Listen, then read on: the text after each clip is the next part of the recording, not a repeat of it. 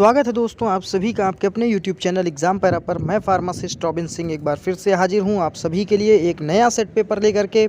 इस set paper में हमारे लगभग 40 क्वेश्चन रहेंगे और ये वाला सेट पेपर हमारा दो पार्ट में आएगा, पार्ट 1 और पार्ट 2, ठीक है ना। तो दोनों को मिला करके जितने क्वेश्चन हो जाएँ वही आपके टोटल क्वेश्चन रहने वाले हैं इस सेट पेपर में। तो शुरू करेंगे हम अपना आज का सेशन। देखिए हमारा पहला क्वेश्चन क्या कह रहा है, TFR स्टैंड फॉर। TFR का फुल फॉर्म क्या है, तो आप बताएंगे टोटल फर्टिलिटी रेट। तो full form of TFR is total fertility rate, ठीक है ना। तो TFR का फुल फॉर्म क्या हो गया, टोटल फर्टिलिटी रेट। फिर अगले क्वेश्चन की तरफ बढ़ेंगे। देखिए अगला क्वेश्चन क्या कह रहा है, देखिए हाँ कह रहा है कि disease transferred through contact are called. ऐसी डिसीज़ जो कॉन्टैक्ट से जो है ट्रांसमिट हो जाती हैं, एक पर्सन से दूसरे पर्सन में चली जाती हैं कॉन्टैक्ट से, केवल जो है जब आप उनके कॉन्टैक्ट में आ जाते हैं लोगों के, ठीक है ना। तो इसको क्या कहते हैं, किस तरीके की डिसीज़ेज़ होती हैं, इन डिसीज़ेज़ को हम लोग कहते हैं, इन बीमारियों को कहते हैं कॉन्टेजियस डिसीज़। क्या कहते हैं, कॉन्टेजियस डिसीज़, ठीक है ना। तो ऐसी बीमारियाँ जो ट्रांसफ़र हो जाती हैं केवल कॉन्टैक्ट से, उनको कहते हैं कॉन्टेजियस डिसीज़। फिर अगले क्वेश्चन की तरफ बढ़ेंगे। देखिए हमारा अगला क्वेश्चन क्या कह रहा है, क्वेश्चन नंबर 3 कह रहा है सिम्टम्स ऑफ टीबी। टीबी के सिम्टम्स क्या हैं, तो टीबी का फुल फॉर्म ट्यूबरकुलोसिस किससे होता है, माइकोबैक्टीरियम ट्यूबरकुलोसिस से, बैक्टीरियल डिसीज़ है, ठीक है ना टीबी। फिर कह रहा है इसके सिम्टम्स क्या है, इसके लक्षण क्या है, तो आप बताएंगे जाकर के। देखिए इतने सारे लक्षण हैं। कफ फॉर 2 वीक्स, लगभग 2 सप्ताह जो है कफ रहेगा जाकर के, ठीक है ना। खांसी 2 सप्ताह से खांसी आएगी। फिर क्या है, विद वेट लॉस, यानी वेट जो है वो लॉस उसका कम होता जाएगा, वेट कम होता जाएगा शरीर का आपका। लॉस ऑफ एपेटाइट, आपको भूख कम लगेगी। एंड फीवर एट नाइट, और आपको फीवर जो है रात के समय में फीवर महसूस होगा शाम के टाइम पे, ठीक है ना। तो ये सारे सिम्टम्स आ जाएंगे जाकर के हमारे टीबी के।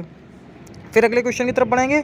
डिफेक्ट ऑफ बर्थ, कह रहा है जन्मजात डिफेक्ट कौन सा है, जन्म से कौन सा डिफेक्ट जो है जन्म से होता है। तो यहाँ पे आंसर आपको करना है क्लेफ्ट पैलेट, ठीक है ना। क्लेफ्ट पैलेट एंड क्लब फूट। जो क्लब फूट, ये वाली जो बीमारियाँ होती हैं, जो पैर बच्चों के इस तरीके से टेढ़े होते हैं, क्लब फूट हो गया, और क्लेफ्ट पैलेट, ये दोनों जो हैं आपकी डिफेक्ट ऑफ बर्थ हैं। फिर अगले क्वेश्चन की तरफ बढ़ेंगे। क्वेश्चन नंबर 5 देखिए क्या कह रहा है, काफ़ी अच्छा क्वेश्चन है।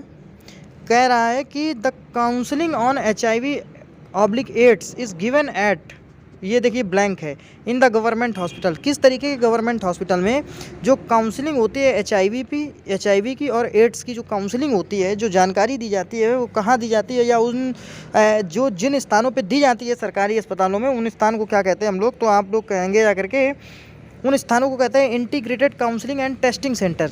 ये होता है जाकर के integrated counselling and testing centre, जहाँ पे HIV या एड्स की काउंसलिंग की जाती है, इनके बारे में बताया जाता है, तो उसको कहते हैं integrated counselling and testing centre. फिर अगले क्वेश्चन की तरफ बढ़ेंगे। क्वेश्चन नंबर 6 देखिए क्या कह रहा है, कह रहा है what should be done to prevent worm infection. जो वॉर्म इन्फेक्शन होते हैं, जो हेलमेंथिस हो जाते हैं, पेट में जो कीड़े हो जाते हैं, ठीक है ना, उनको ट्रीट करने के लिए, उनको रोकथाम के लिए, उनकी रोकथाम के लिए हमें क्या करना चाहिए। तो यहाँ पे आ गया कीपिंग नेल्स क्लीन। जो आपके नेल्स हैं, जो आपके नाखून हैं, ठीक है ना, इन्हें हमेशा साफ़ रखना चाहिए, ठीक है। ट्रीटमेंट में तो एंथलमेंटिक ड्रग दे देंगे, एल्बेंडाजोल, मेबेंडाजोल, थाइबेंडाजोल, लेकिन कह रहा है कि हमें और करना क्या चाहिए ताकि ये इन्फेक्शन ना हो। आपके जो नेल्स हैं, जो आपके नाखून हैं, उनको आप हमेशा साफ़ रखें, ठीक है ना। और क्या है देखिए, हाँ इसके अलावा क्या कह रहा है वियरिंग स्लीपर्स, हमेशा स्लीपर्स पहन के रखिए, चप्पलें पहन के रखिए। यूजिंग क्लीन टॉयलेट, और जब आप टॉयलेट का इस्तेमाल करें तो वो टॉयलेट हमेशा क्लीन होना चाहिए, ठीक है। ऐसे टॉयलेट का इस्तेमाल करें जो क्लीन हो। तो कीपिंग नेल्स क्लीन, अपने हाथ के जो नाखून हैं उनको हमेशा जो है साफ़ रखिए। वियरिंग स्लीपर्स, ठीक है, चप्पलें पहनिए। नंगे पाँव जो है आप क्लीन टॉयलेट का इस्तेमाल न करिए, ठीक है। नंगे पैर आप जो है टॉयलेट की सीट पे जाएंगे तो हो सकता है वहाँ से इन्फेक्शन आ जाए। और यूजिंग क्लीन टॉयलेट, और क्लीन टॉयलेट का इस्तेमाल करना चाहिए। फिर क्वेश्चन नंबर 7 देखिए क्या कह रहा है NIS स्टैंड फॉर। NIS का मतलब क्या होता है जाकर के, तो इसका फुल फॉर्म क्या है, तो आप बताएंगे नेशनल इंस्टीट्यूट ऑफ स्पोर्ट्स। ये देखिए एक जनरल क्वेश्चन है, ठीक है, लेकिन उस सेट पेपर में था तो मैंने कहा आपको जो है ये क्वेश्चन करवाना चाहिए, ठीक है ना। फिर देखिए अगला क्वेश्चन क्या कह रहा है, हाँ क्वेश्चन नंबर 8 देखिए क्या कह रहा है। एक मिनट, थोड़ा सा इसको सेट कर लेते हैं क्वेश्चन को। हाँ कह रहा है health checkup done after the diagnosis of pregnancy which includes measurement of BP, weight etcetera is called. कह रहा है कि जब भी आपकी प्रेगनेंसी डायग्नोस हो जाती है, जब भी ये पता चल जाता है कि आप प्रेग्नेंट हैं, ठीक है ना, उसके बाद जब आपके हेल्थ चेकअप होते हैं, उसमें होता है आपका बीपी चेक होता है, आपका वेट चेक होता है, तो ये सब जो होता है इसको हम लोग क्या कहते हैं, इस तरीके के चेकअप को क्या कहते हैं? तो आप बताएंगे एंटीनेटल चेकअप। एंटीनेटल चेकअप, इस तरीके के चेकअप को हम लोग कहते हैं एंटीनेटल चेकअप, ठीक है ना, एंटीनेटल चेकअप। देखिए ये सारी आपकी नॉलेज बढ़ाने वाली बातें हैं और ये बातें आपको पता होनी चाहिए।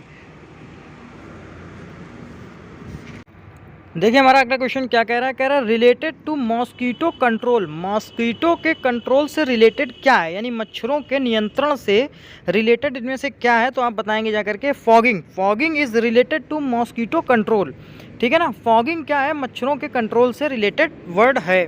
फिर क्वेश्चन नंबर 10 पे चलेंगे। कह रहा देखिए क्या कह रहा है? कह रहा the window period in HIV infection is of. कह रहा जो विंडो पीरियड होता है HIV के इन्फेक्शन का, वो क्या से कब तक का होता है? तो आप बताएंगे जाकर के 3 मंथ्स, ठीक है ना, 3 months. The window period in HIV infection is of 3 month. सीधे सीधे याद करना है कि विंडो पीरियड जो होता है HIV इन्फेक्शन का वो 3 महीने होता है। फिर अगले क्वेश्चन की तरफ बढ़ेंगे। देखिए क्या कह रहा है? कह रहा है eradication of disease from a particular geographic region is called. कह रहा है जब कोई पर्टिकुलर कोई विशेष जगह से कोई एक बीमारी जो है ख़त्म हो जाए पूरी तरीके से कोई एक विशेष स्थान से, तो इसको क्या कहते हैं? तो इसको कहते हैं जाकर के हम लोग क्या, एक मिनट थोड़ा सा रुकेंगे, इलिमिनेशन कहते हैं। क्या कहते हैं? इलिमिनेशन। जब भी कोई बीमारी कोई एक ऐसी जगह से, पर्टिकुलर जगह से, ठीक है ना, पूरी तरीके से ख़त्म हो जाए, जैसे कि मान लीजिए कोई एक बीमारी है जो पूरे भारत में से ख़त्म हो गई, ठीक है ना, तो अगर पूरे भारत में से ख़त्म हो गई या भारत के किसी एक इलाके से, विशेष इलाके से ख़त्म हो गई, तो उसको कहते हैं इलिमिनेशन, ठीक है ना। फिर अगले क्वेश्चन की तरफ बढ़ेंगे। क्वेश्चन नंबर 12 देखिए क्या कह रहा है, एक मिनट थोड़ा सा, हाँ देखिए कह रहा है at the community level what are the symptoms to identify respiratory infection या न्यूमोनिया। कह रहा है कम्युनिटी लेवल पे, समुदाय के लेवल पे हम लोग कैसे, क्या सिम्टम्स होते हैं आइडेंटिफाई करने के लिए रिस्पायरेटरी इन्फेक्शन को या न्यूमोनिया को। तो जो हमारे रिस्पायरेशन जो होता है जाकर के, रिस्पायरेशन वाली जो इन्फेक्शन होते हैं वो इन्फेक्शन या न्यूमोनिया, इसको हम कम्युनिटी लेवल पे कैसे इनके सिम्टम्स को आइडेंटिफाई करेंगे जाकर के। तो आप बताएंगे जाकर डिफ़िकल्टी इन ब्रीदिंग। जब भी कभी सांस लेने में दिक्कत हो तो इसका मतलब ये है कि या तो पर्सन को निमोनिया हुआ है या तो उसको कोई रिस्पायरेटरी इन्फेक्शन हुआ है, यानी रिस्पिरेशन वाला इन्फेक्शन है, सांस लेने में श्वसन तंत्र से संबंधित इन्फेक्शन हुआ है, ठीक है ना। तो at the community level what are the symptoms to identify respiratory infection या न्यूमोनिया, डिफिकल्टी इन ब्रीदिंग। फिर अगले क्वेश्चन की तरफ बढ़ेंगे और देखिए, हाँ इसमें और भी देखिए कई सारी चीज़ें दी गई हैं। डिफिकल्टी इन ब्रीदिंग होगा, ठीक है ना, हाई रिस्पायरेटरी रेट होगा, हाई टेम्परेचर होगा, तो बॉडी का टेम्परेचर भी हाई हो सकता है, ठीक है ना, हाई रिस्पायरेटरी रेट, जल्दी जल्दी से सांस ले रहा होगा, और डिफिकल्टी इन ब्रीदिंग, और सांस लेने में दिक्कत हो रही होगी, ठीक है ना।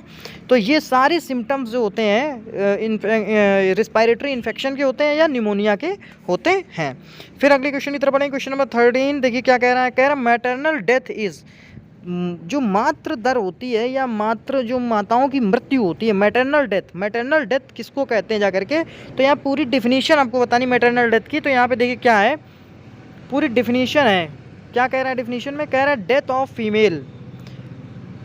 क्या कह रहा है? कह रहा है death of female between the day of her conception of to 24 days of her delivery due to any cause related to pregnancy और डिलीवरी। कह रहा है कि प्रेगनेंसी या डिलीवरी से संबंधित अगर कोई दिक्कत हो जाती है, ठीक है ना, और उससे डेथ हो जाए किसी फीमेल की, between the day of her conception, उसके कॉन्सेप्शन वाले डे से लेकर के 42वें दिन तक के, मतलब समझ लीजिए कि जैसे आज डिलीवरी हुई और आज से लेकर के 42 दिन तक के बीच में अगर किसी माता की मृत्यु होती है तो इसको हम लोग मैटरनल डेथ में इंक्लूड कर लेते हैं। सीधे सीधे हम लोग समझेंगे कि death of female between the day of her conception to 42 days of her delivery due to any cause related to pregnancy और डिलीवरी, यानी डिलीवरी से लेकर के 42वें दिन तक अगर कोई दिक्कत होती है तो उसको मैटरनल हम लोग डेथ में शामिल कर लेंगे। फिर अगले क्वेश्चन की तरफ बढ़ेंगे जाकर के। देखिए क्या कह रहा है अगला क्वेश्चन। कह रहा है इन अ प्रिस्क्रिप्शन, बहुत ही शानदार क्वेश्चन है। कह रहा है in a prescription order inscription denotes. तो यहाँ पे आप क्या बताएंगे जाकर, कह रहा है कि किसी प्रिस्क्रिप्शन में जो इंस्क्रिप्शन होता है तो उस भाई प्रिस्क्रिप्शन के पार्ट होते हैं सुपर इंस्क्रिप्शन, इंस्क्रिप्शन, सब इंस्क्रिप्शन, सिग्नेचुरा, सिग्नेचर, ये सब सारे पार्ट होते हैं। तो आरएक्स सुपर इंस्क्रिप्शन होता है, आरएक्स टेक यू, टेक दो, है ना, या god of healing to quick recovery of patient, ये होता है आरएक्स, ठीक है ना। और उसी में एक होता है इंस्क्रिप्शन, आरएक्स को कहते हैं सुपर इंस्क्रिप्शन, और एक होता है इंस्क्रिप्शन, उसमें क्या होता है main body of the prescription containing formulation. तो इसमें क्या होता है जा करके, आप समझे कि जो इंस्क्रिप्शन का मतलब होता है जाकर के मेन बॉडी ऑफ प्रिस्क्रिप्शन, यानी ये देखो RX हो गया, ये होगा सुपर इंस्क्रिप्शन। अब इसके बाद जो दवाएं लिखी होंगी इसको कहते हैं हम लोग इंस्क्रिप्शन। जो साल्ट लिखे होंगे, जो मेन दवा होगी उसको कहते हैं इंस्क्रिप्शन। तो वो हो गया जाकर के main body of the prescription containing formulation, जिसमें फॉर्मुलेशन होता है, ठीक है ना। Action of vagus on heart, कह रहा है वेगस का एक्शन हार्ट पे क्या होगा जाकर के, तो आप बताएंगे जाकर के ब्रेडिकार्डिया। ब्रेडिकार्डिया का मतलब समझ रहे हैं, ब्रेडिकार्डिया का मतलब होता है डिक्रीज हार्ट रेट। तो action of vagus on heart, vagus action जो होता है हार्ट का, एक्शन ऑफ वेगस, वेगस का एक्शन हार्ट पे क्या होगा, ब्रेडिकार्डिया, ठीक है ना। फिर अगले क्वेश्चन की तरफ बढ़ेंगे। 1 टेबल स्पून, देखिए काफ़ी अच्छा क्वेश्चन है। 1 tablespoon, 1 teaspoon is equal to 5 ml, 1 dessert spoon is equal to 10 ml और 1 tablespoon is equal to 15 ml, ठीक है ना। फिर अगले क्वेश्चन की तरफ बढ़ेंगे। क्वेश्चन नंबर 17 देखिए क्या कह रहा है। कह रहा फ्लोरोक्विनोलोन डेरिवेटिव्स, आपको बताना है कि फ्लोरोक्विनोलोन डेरिवेटिव्स इनमें से कौन सा है। तो आप बताएंगे लोमीफ्लॉक्सासिन। कौन सा, लोमीफ्लॉक्सासिन भी होता है फ्लोरोक्विनोलोन डेरिवेटिव, ठीक है ना। फिर अगले क्वेश्चन की तरफ बढ़ेंगे। कह रहा रेट्रोवायरल इन्फेक्शन कौन सा होता है, तो आप बता देना HIV, ह्यूमन इम्यूनोवायरस रेट्रोवायरल का इन्फेक्शन, इसी को कहते हैं HIV, जो हमारा रेट्रोवायरल इन्फेक्शन का एग्जांपल है। फिर अगले क्वेश्चन की तरफ, P wave of ECG is the result of, कह रहा जो P वेव होती है किसी भी ECG की, जो P वेव है वो किसका रिजल्ट है, तो आप बताएंगे जाकर के एट्रियल पोलराइजेशन, एट्रियल पोलराइजेशन होता है P वेव, ठीक है ना, एट्रियल पोलराइजेशन। फिर अगले क्वेश्चन की तरफ पढ़ेंगे। क्वेश्चन नंबर 20 देखिए क्या कह रहा है। कह रहा material tested for microbial contamination include all except, कह रहा material tested for microbial contamination, जब मटेरियल को टेस्ट करते हैं माइक्रोबियल कॉन्टामिनेशन के लिए कि इसमें माइक्रोब्स तो नहीं है, तो उसमें सारी चीज़ें इंक्लूड होती हैं, केवल एक चीज़ को छोड़ करके, क्या, फिनॉल। फिनॉल जो है उसमें हम लोग नहीं चेक करते हैं। तो material tested for microbial contamination include all except phenol, ठीक है। Material tested for microbial contamination include all except phenol, जिसमें फिनॉल होगा उसको हमें टेस्ट करने की ज़रूरत ही नहीं पड़ेगी, क्योंकि फिनॉल अपने आप में ही बहुत ही पोटेंट एंटीसेप्टिक या डिसइंफेक्टेंट मान सकते हैं, ठीक है ना। अगर फिनॉल है तो बैक्टीरिया होगा ही नहीं। दोस्तों अगर आपको ये वीडियो अच्छा लग रहा हो तो प्लीज़ हमारे इस चैनल एग्जाम पैरा को सब्सक्राइब करें, वीडियो को लाइक करें और अपने दोस्तों को जरूर जो है शेयर करें। हम आपके लिए इसी तरीके से इंपॉर्टेंट क्वेश्चन का कलेक्शन लाते रहेंगे। करना आपको इतना है कि वीडियो को लाइक करना है, चैनल को सब्सक्राइब करना है और अपने दोस्तों तक शेयर करना है।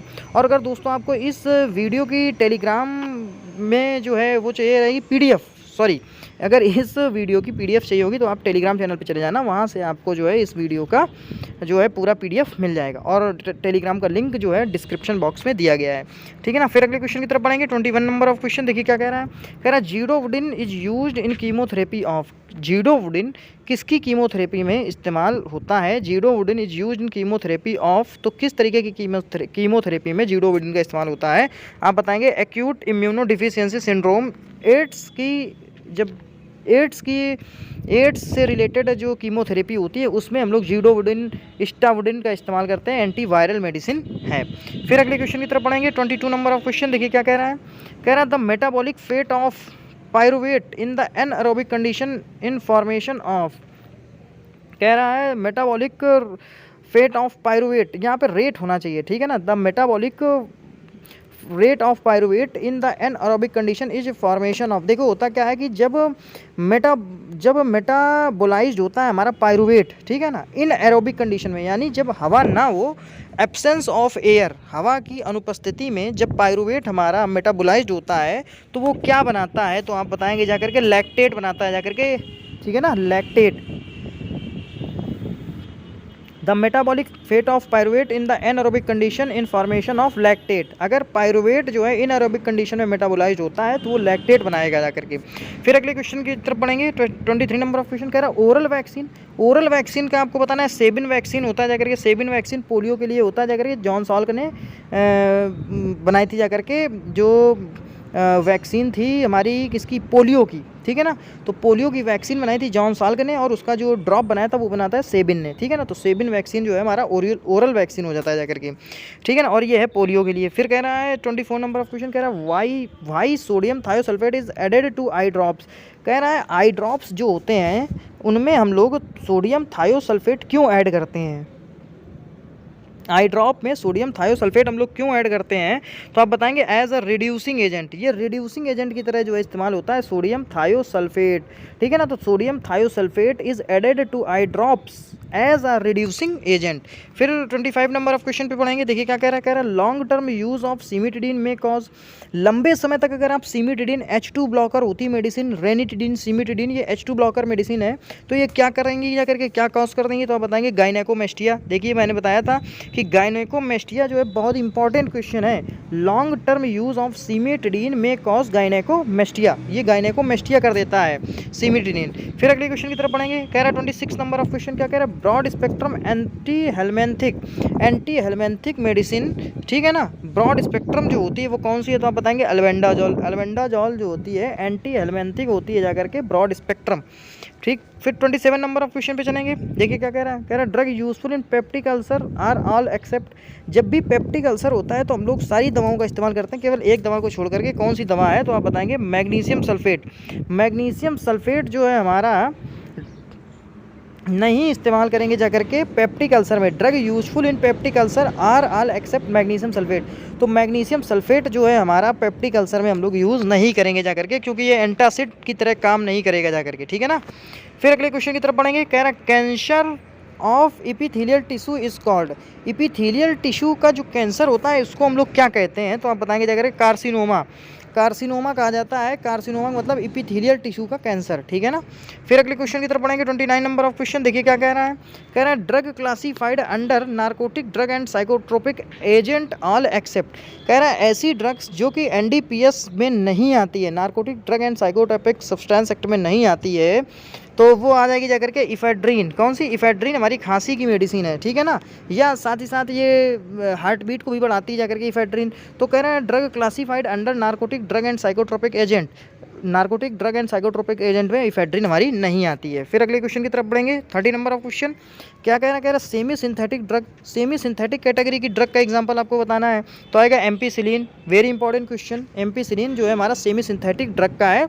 एम्पीसिलिन को ऐसे याद रखेंगे जाकर के कि एक एम्पॉक्सिन कैप्सूल आता है, एम्पॉक्सिन 250 और 500, ठीक है, तो उसमें एम्पीसिलिन होता है। फिर अगले क्वेश्चन की तरफ पढ़ेंगे, 31 नंबर ऑफ क्वेश्चन कह रहा है the mechanism of action of penicillin, penicillin जो एंटीबायोटिक होता है उसका मैकेनिज्म ऑफ एक्शन क्या है, तो आप बताएंगे जाकर के by interference with cell wall synthesis, तो ये क्या करती है पेनिसिलिन की, ये सेल वॉल की जो सिंथेसिस है, सेल वॉल के जो बनने का प्रोसेस है उसको जो है इंटरफेयर कर देती है, उसके साथ ये जो है तालमेल गड़बड़ कर देती है जाकर के। तो the mechanism of action of penicillin is by interference with cell wall synthesis.